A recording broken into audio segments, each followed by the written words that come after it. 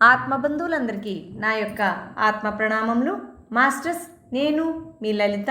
మిత్రులారా, ఈరోజు కూడా మనం మరికొంత జ్ఞానాన్ని శ్రీకృష్ణామృతం ఉత్తర గీతా జ్ఞానసారం నుండి షేర్ చేసుకుందాం మాస్టర్స్. ముందుగా మనం షేర్ చేసుకోబోతున్న జ్ఞానం మూలంలోని బ్రహ్మ సందర్శన యోగంలో 40వ శ్లోకం.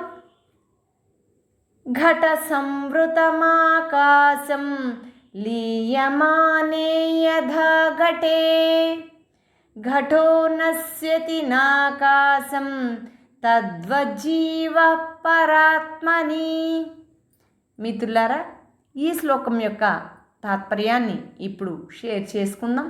కుండ పగిలినప్పుడు కుండ మాత్రమే పగిలి ఏ విధంగా కుండలో ఆవరించి ఉన్న ఆకాశం మహాకాశంగా మారిపోతుందో, అలాగే జీవాత్మతత్వం బ్రహ్మాత్మతత్వం అభిన్నం. మిత్రులారా, ఇప్పుడు మరొక శ్లోకాన్ని మూలంలోని బ్రహ్మ సందర్శన యోగంలో 41వ శ్లోకాన్ని మనం తెలుసుకుందాం.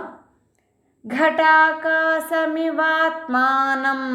విలయం వేత్తి తత్వతః సగచ్చతి నిరాలంభం జ్ఞానలోక్యం న సంశయః.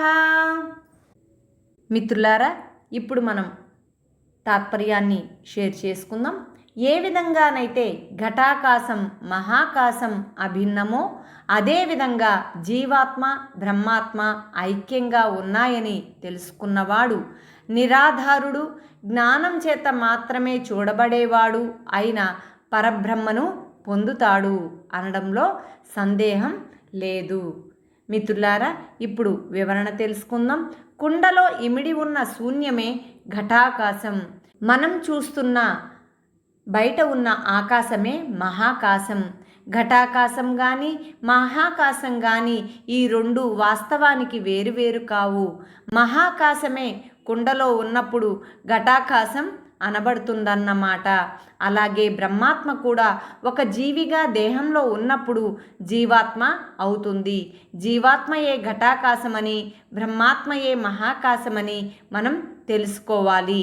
కుండలోని ఘటాకాశం కుండ పగిలినప్పుడు మహాకాశంతో కలిసిపోయి ఉన్నది మహాకాశమే అని అర్థమైపోతుంది. అదేవిధంగా దేహాలన్నీ నశించగానే జీవాత్మ బ్రహ్మాత్మలు అభేదాలు అని, జీవాత్మ సర్వాత్మల ఏకత్వం అర్థం అయిపోతుంది. మిత్రులారా, ఇప్పుడు తత్సంబంధమైన జ్ఞానాన్ని తెలియచేసేటటువంటి భగవద్గీతలోని 13వ అధ్యాయంలోని 27వ శ్లోకాన్ని మనం ఒక్కసారి మననం చేసుకుందాం. సమం సర్వేషు భూతేషు తిష్టం తం పరమేశ్వరం వినశ్యత్స్వ వినశ్యంతం యః పశ్యతి స పశ్యతి. మిత్రులారా, ఈ శ్లోకం యొక్క తాత్పర్యాన్ని ఇప్పుడు షేర్ చేసుకుందాం. ఎవరైతే ఈ నశిస్తున్న సమస్త చరాచర భూతాలలో నాశనం లేని వాడిగా, సమభావంతో ఉన్నవాడిగా పరమేశ్వరుణ్ణి సర్వాత్మను గ్రహిస్తున్నారో వాళ్లే యథార్థాన్ని తెలుసుకుంటున్నారు. మిత్రులారా, ఇప్పుడు మరొక శ్లోకాన్ని మనం షేర్ చేసుకుందాం. ఈ శ్లోకం మూలంలోని బ్రహ్మ సందర్శన యోగంలో 10వ శ్లోకం. గవామనేకవర్ణానాం క్షీరస్యాప్యేకవర్ణత క్షీరవద్భాతి విజ్ఞానం దేహినాం చ గవాం యథా. మిత్రులారా, ఈ శ్లోకం యొక్క తాత్పర్యాన్ని ఇప్పుడు తెలుసుకుందాం.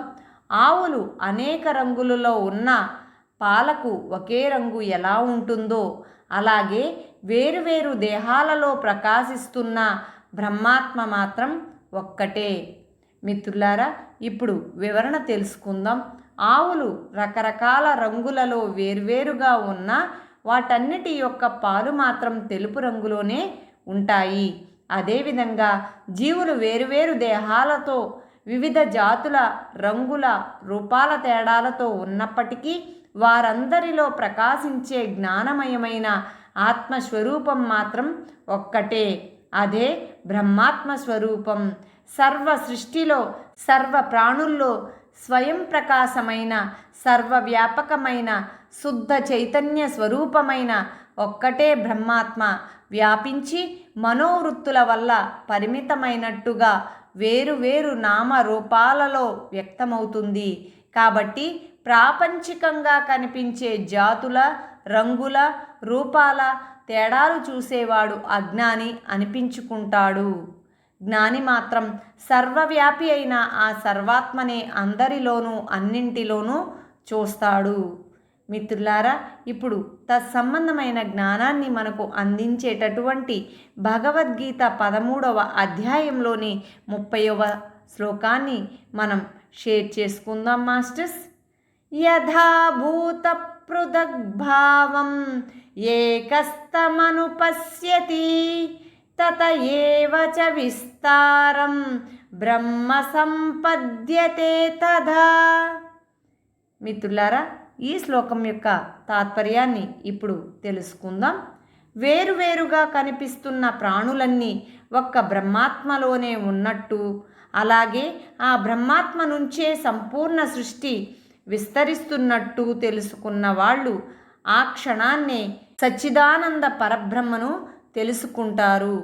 మాస్టర్స్, మనం ఇప్పటి వరకు కూడా అద్భుతమైన జ్ఞానాన్ని తెలుసుకుంటున్నాం కదా మాస్టర్స్.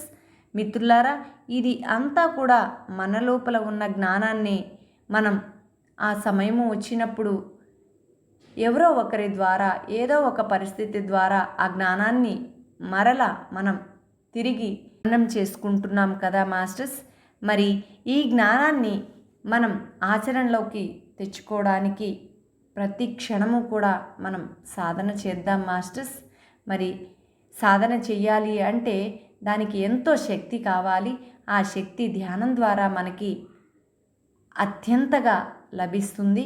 కాబట్టి మాస్టర్స్, ప్రతిరోజు శ్వాస మీద ధ్యానాన్ని మనం చేస్తూ జ్ఞానాన్ని పొందుతూ పంచుతూ ఉందాం మాస్టర్స్. మిత్రులారా, మరిన్ని వీడియో నోటిఫికేషన్స్ కోసం ఈ ఛానల్ని సబ్స్క్రైబ్ చేయండి, లైక్ చేయండి, షేర్ చేయండి. Thank you very much.